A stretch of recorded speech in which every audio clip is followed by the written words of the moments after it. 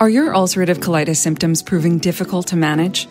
Tremfya guselkumab can help you manage the cycle of UC symptoms. At 1 year, many patients taking Tremfya achieved clinical remission, and some patients also achieved endoscopic remission.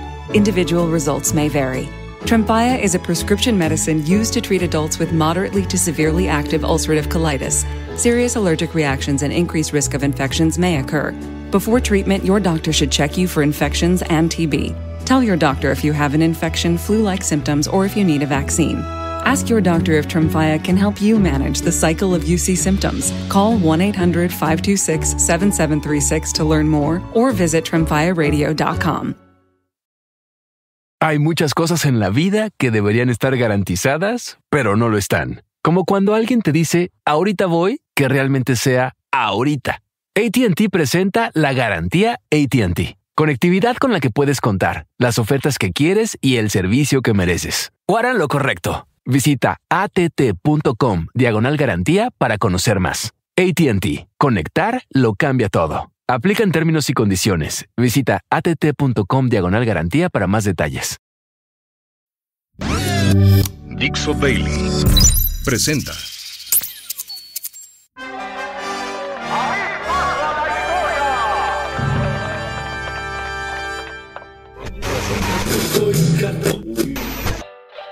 Damas y caballeros, aquí se platican historias, anécdotas y efemérides. Porque jamás la historia se atrevió a tanto. Con Alejandro Rosas. Hola, ¿qué tal? Este es el mejor podcast de historia. Yo soy Alejandro Rosas y les doy la bienvenida una semana más. Y hoy vamos a empezar, como siempre, con música, pero con un tema que quizá algunos de ustedes puedan recordar porque es de allá, ahora sí podemos decir, del siglo pasado. ¿Se acuerdan de aquel grupo Alaska y Dinarama? Que nos puso a bailar como más o menos a finales de los 80, por el 87, por el 88, con aquella de ¿dónde está nuestro error sin solución? Pues bueno, encontré en esos anales de la música y le pedí a mi querido productor Albornoz que rescatara esta canción que se llama Mi novio es un zombie.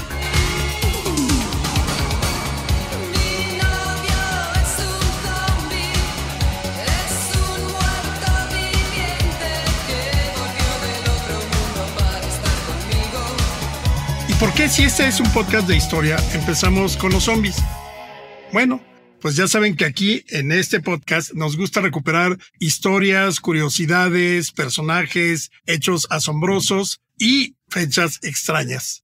Y el próximo 4 de febrero es el Día del Orgullo Zombie. Así que si ustedes son zombies, pues deben sentirse orgullosos. Y pensando un poco en ellos, para mí es el monstruo favorito. Es decir, más allá de Drácula, el hombre lobo, Frankenstein, más allá de todo tipo de vampiros o de aliens y demás, para mí el zombie es el monstruo por excelencia.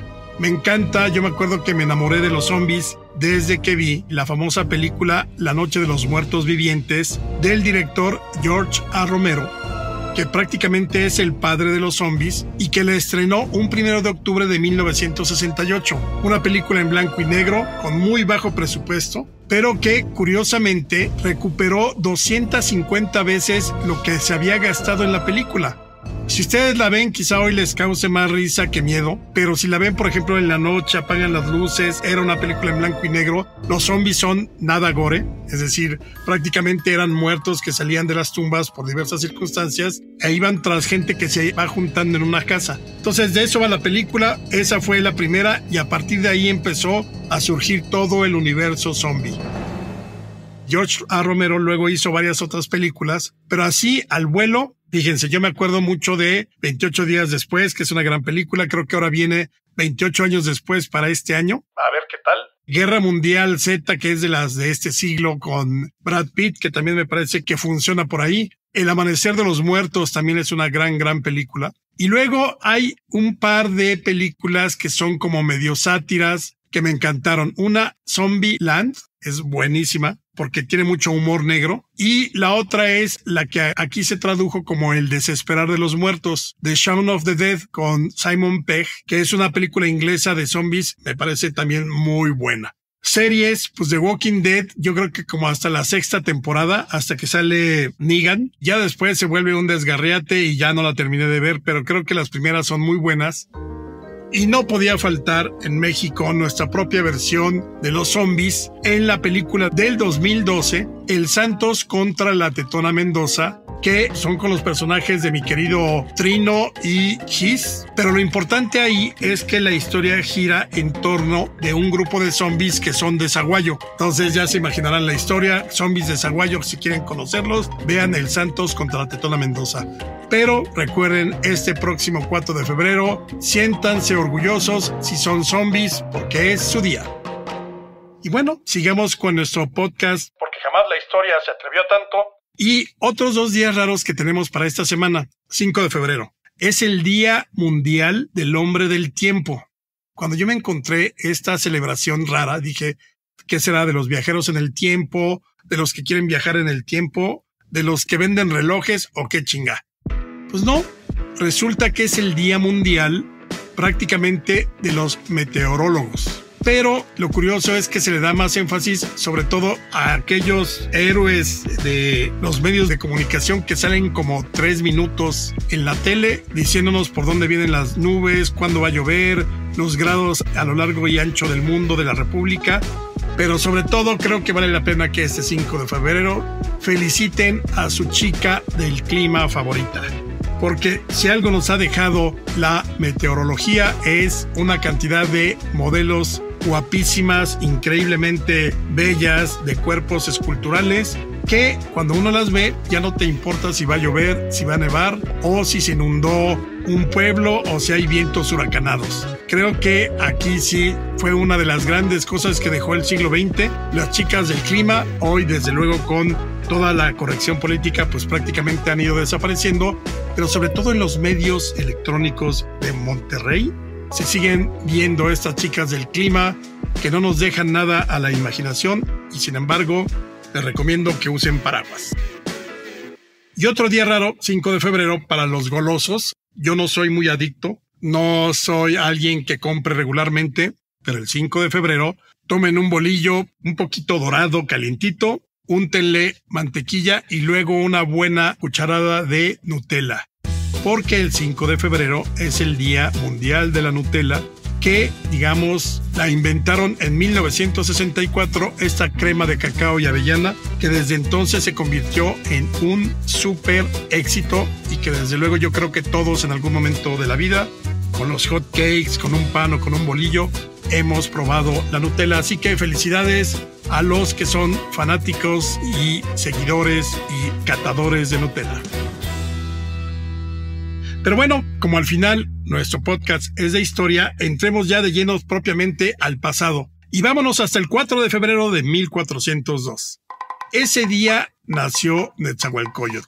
Yo creo que todos, no sé si ustedes se acuerden, que sobre todo cuando veíamos literatura o culturas prehispánicas, nunca faltaba o nunca faltó algún profesor que o recitara o nos hiciera recitar aquel poema famosísimo que se le atribuye a Netzahualcóyotl.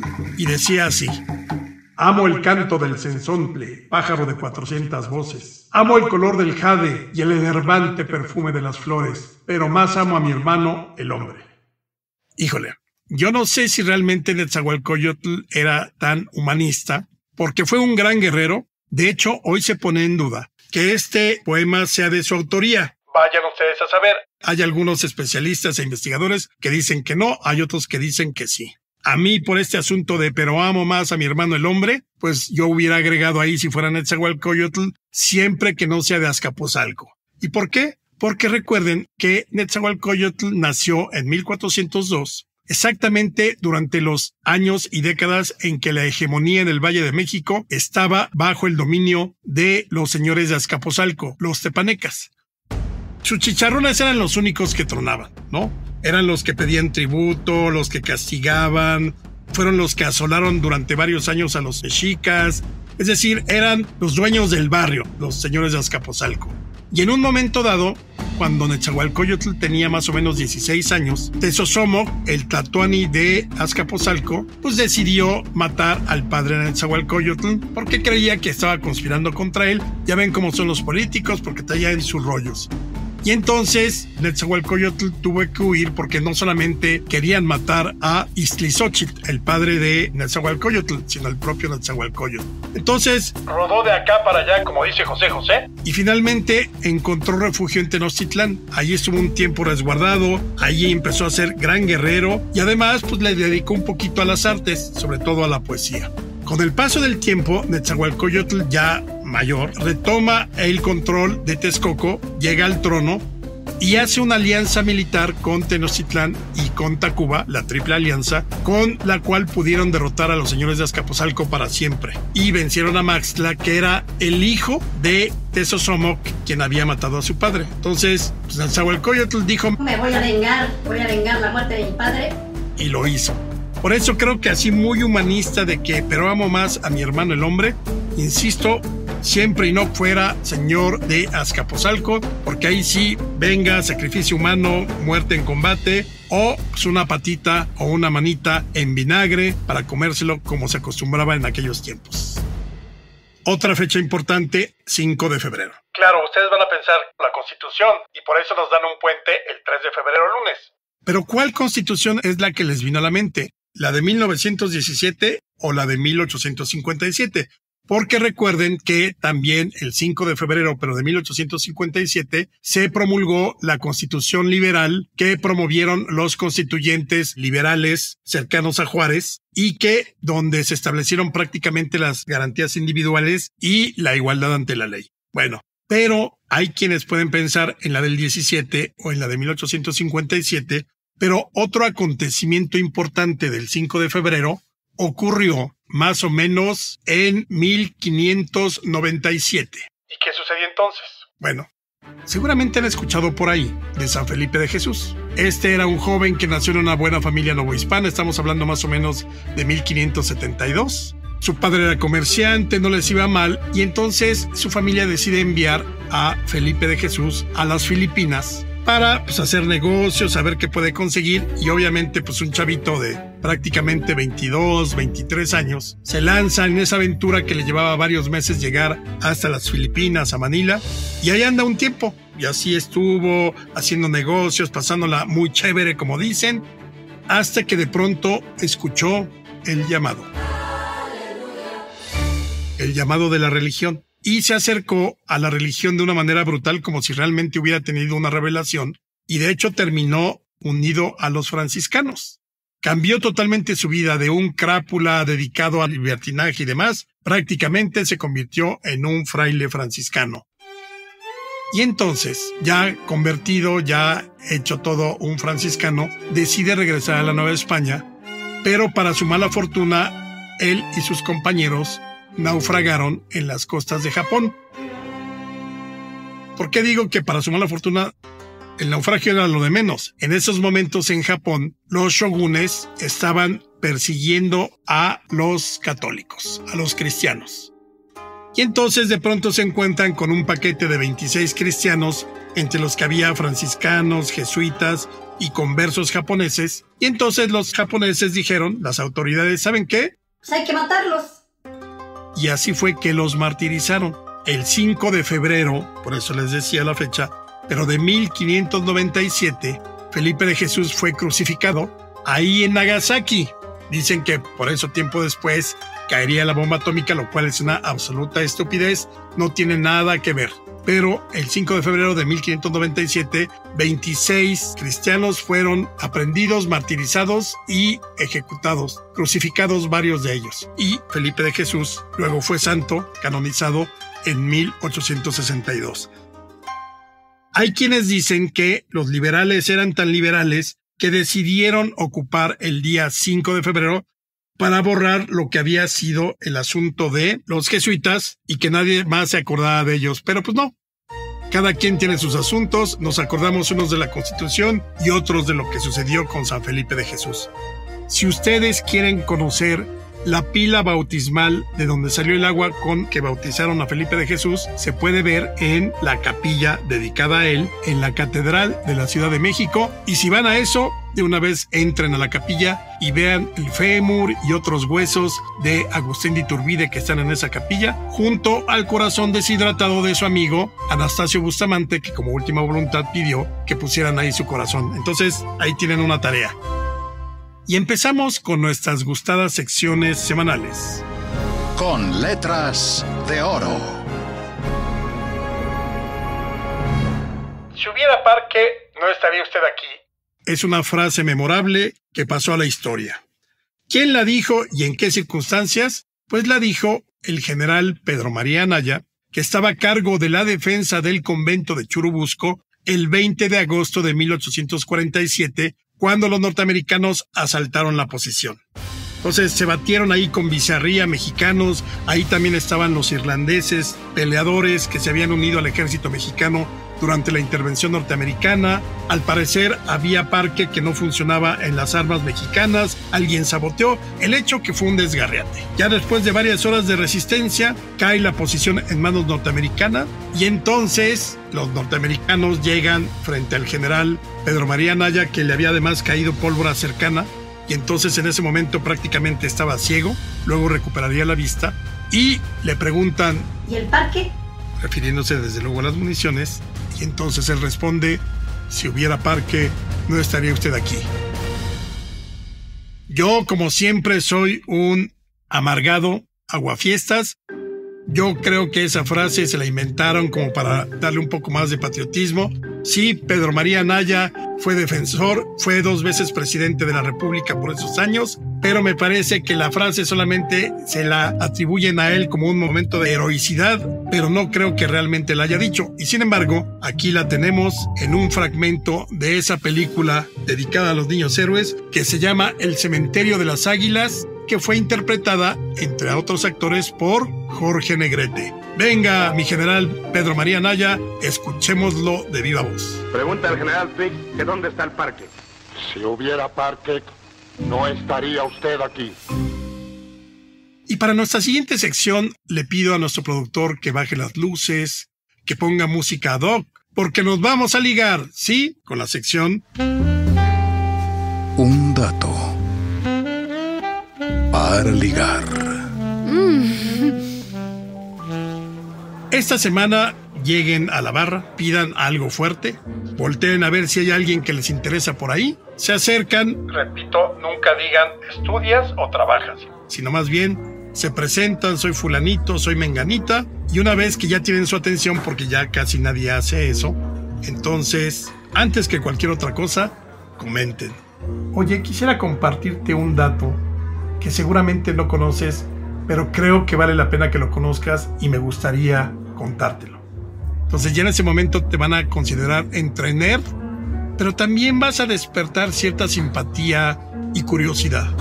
No pierdas el tiempo, avanza y entonces dile: ¿sabías que el Templo Mayor de Tenochtitlán llegó a tener 45 metros de altura? Era un poco más alto que la Catedral de la Ciudad de México y representaba el Cerro de Coatepec, donde, según dice la tradición prehispánica, había nacido Huitzilopochtli. Y en ese momento te va a voltear a ver la persona en ciernes, te va a sonreír y tú nada más dices salud. Y puedes agregar por ahí: también en la cima del Templo Mayor había 2 pequeños adoratorios, uno, el del norte, que estaba dedicado a Tlaloc, y el otro que estaba en el lado sur y estaba dedicado a Huitzilopochtli. Y pides otra ronda. Te aseguro que esa noche serás muy feliz. Las penas con pan son menos. Y aquí podríamos escuchar un poquito esa canción que canta Tintán. El panadero con el pan, el panadero con el pan. Aunque no vamos a hablar de pan, sino de tortillas. Y más bien es una historia un poco escabrosa y macabra. ¿Sabían ustedes, desde luego, que en el México prehispánico, particularmente en algunas civilizaciones y en especial en la mexica, se practicaba la antropofagia ritual? Es decir, Ixtlilxóchitl no podía ser enviado a la carnicería por un muslo de tlaxcalteca o una pechuga de Huejotzinga, ¿no? No era de, mijito, vete por una carne fresca y hacemos un asado o hacemos una parrillada aquí, no. Era antropofagia ritual. Es decir, del sacrificio humano, generalmente la víctima era arrojada desde lo alto del templo mayor y una vez que caía abajo por donde estaba colocada la Coyolxauhqui, ahí varios sacerdotes pues, obviamente le cortaban la cabeza si era necesario para ponerle en el tzompantli y el resto del cuerpo se lo entregaban al guerrero que había capturado a ese prisionero sacrificado. Entonces el guerrero tenía oportunidad de comerse a su víctima, a su prisionero, y además obviamente entre su familia y entre el calpulí donde vivía, pero siempre tenía que mandarle, digamos, una piernita o alguna pieza del prisionero al tlatoani. Entonces había antropofagia ritual siempre. Pero hay una anécdota muy curiosa de cuando llegó Hernán Cortés. Hernán Cortés venía con sus tropas desde Veracruz hasta la Ciudad de México, quería llegar a México Tenochtitlán para conocer a Moctezuma. Y entonces Moctezuma, que todavía tenía sus dudas de ¿serán o no serán dioses? ¿Será Quetzalcóatl o algunos otros? Ya era, digamos, como casi era un hecho que realmente sabían que eran seres humanos y que se les podía atravesar con lanzas y todo, pero Moctezuma quiso mandar una prueba para saber si eran dioses o no.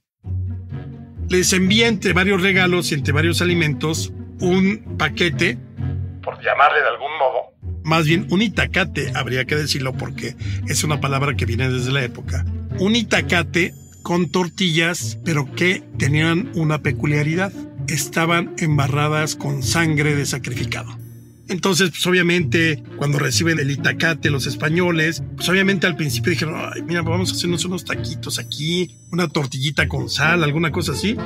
Hasta que se dan cuenta de que olía muy desagradable ese itacate y peor aún, el sabor era nauseabundo. Entonces, obviamente, ningún español quiso comer de ese itacate porque vieron que eran prácticamente tortillas rociadas con sangre y las dejaron.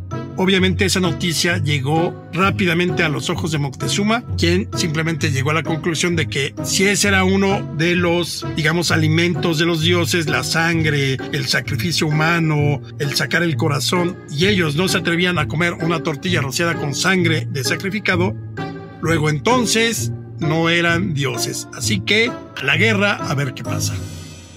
Recuerden, antropofagia ritual solamente. No podían ir a la carnicería por carne de prisionero. Y otra cosa más, si es un hecho que en este caldo que hoy conocemos comúnmente como pozole, pues no había cerdo, no había pollo, había carne de sacrificado, prisionero sobre todo. Con la música por dentro. Fuego en la pista. Hoy les voy a contar del vals Club Verde. Y le pido a mi querido Albornoz que nos ponga un pedacito porque es una joya de aquellos valses de la época porfiriana. Se llama Club Verde. Y fue compuesto por Rodolfo Campodónico, un sonorense. Bueno, Club Verde fue una de las, digamos, de los valses más conocidos de la época del porfiriato, cuando estaban de moda otras piezas como Sobre las olas y Carmen de Juventino Rosas, o Alejandra de Enrique Mora o Luz de Felipe Villanueva. ¿Pero qué tenía de particular Club Verde? Pues resulta que Rodolfo Campodónico había compuesto esta pieza con un sentido político.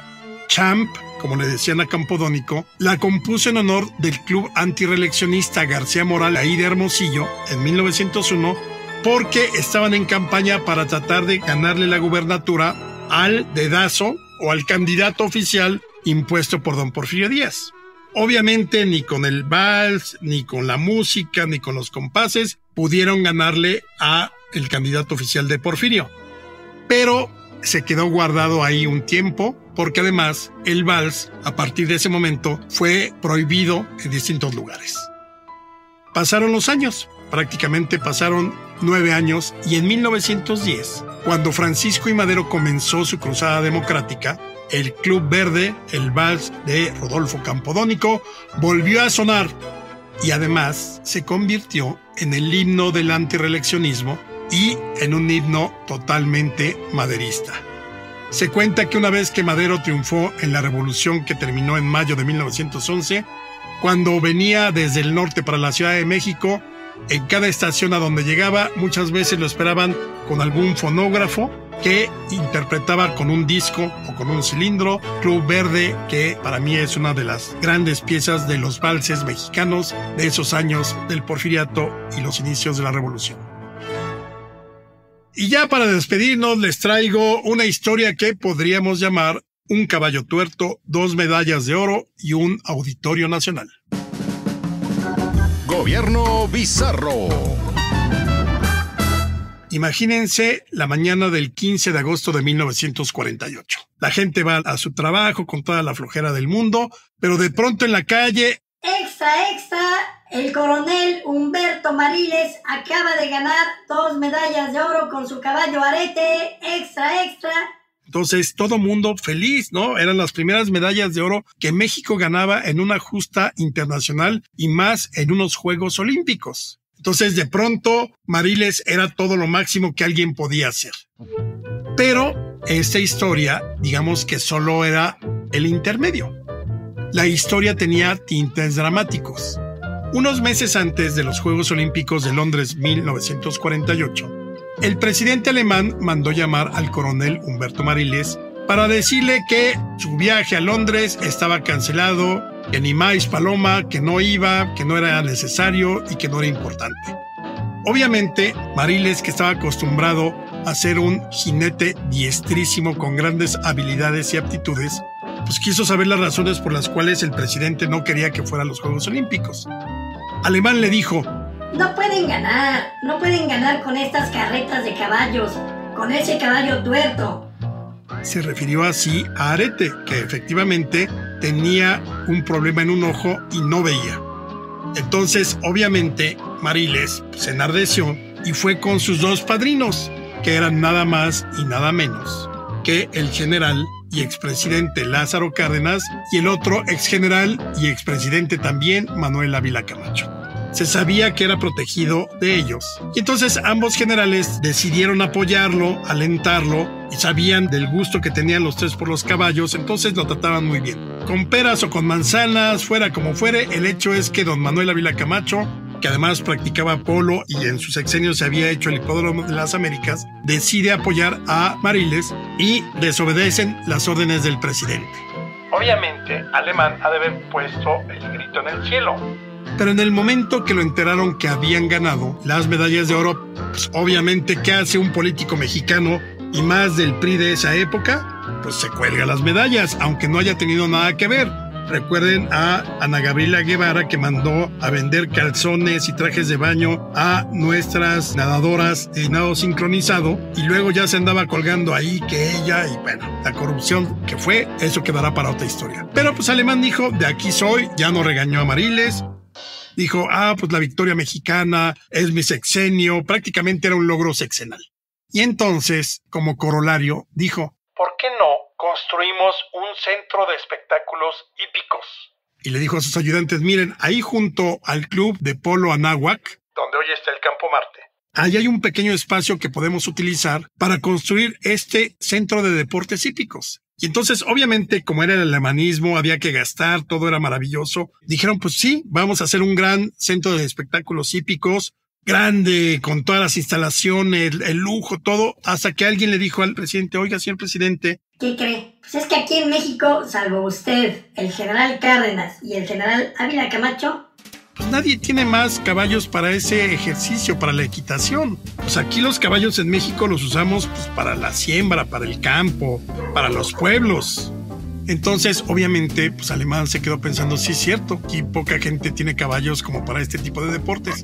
Y entonces le dieron una solución, porque ya iban construyendo ese centro de deportes hípicos. No construyamos ese deportivo, mejor construyamos un auditorio. Y así fue como nació el Auditorio Nacional, que se inauguró en junio de 1952, donde ya los caballos se habían olvidado, y entonces empezó la era del espectáculo en vivo, internacional y nacional, ahí sobre el Paseo de la Reforma, donde hoy sigue nuestro gran Auditorio Nacional, que fue remodelado en 1991, ya durante el sexenio de Carlos Salinas de Gortari. Esto fue Porque Jamás la Historia se atrevió a tanto. Yo soy Alejandro Rosas y como siempre nos escuchamos la próxima semana. Una producción de Dixo. I won't let my moderate to severe plaque psoriasis symptoms define me. Emerge as you. In 2 clinical studies, Tremfya guselkumab, taken by injection, provided 90% clearer skin at 16 weeks in 7 out of 10 adults with moderate to severe plaque psoriasis. In a study, nearly 7 out of 10 patients with 90% clearer skin at 16 weeks were still clearer at 5 years. At 1 year and thereafter, patients and healthcare providers knew that Tremfya was being used. This may have increased results. Results may vary. Serious allergic reactions may occur. Tremfya may increase your risk of infections and lower your ability to fight them. Before treatment, your doctor should check you for infections and tuberculosis. Tell your doctor if you have an infection or symptoms of infection, including fever, sweats, chills, muscle aches, or cough. Tell your doctor if you had a vaccine or plan to. Emerge as you. Learn more about Tremfya, including important safety information at tremfya.com or call 1-877-578-3527. See our ad in Food and Wine magazine. For patients prescribed Tremfya, cost support may be available.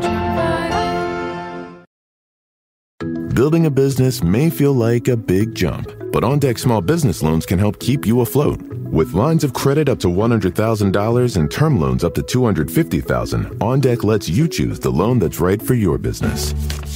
As a top-rated online small business lender, OnDeck's team of loan advisors can help you find the right business loan to fit your needs. Visit OnDeck.com for more information. Depending on certain loan attributes, your business loan may be issued by OnDeck or Celtic Bank. OnDeck does not lend in North Dakota. All loans and amounts subject to lender approval.